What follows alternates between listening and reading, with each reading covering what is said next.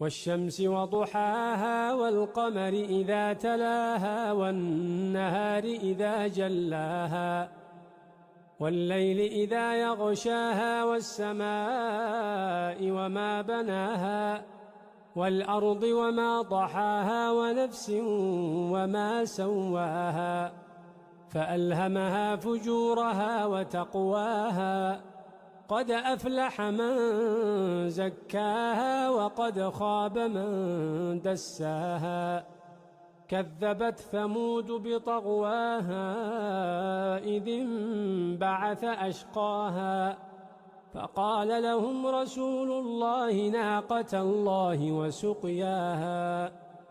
فكذبوه فعقروها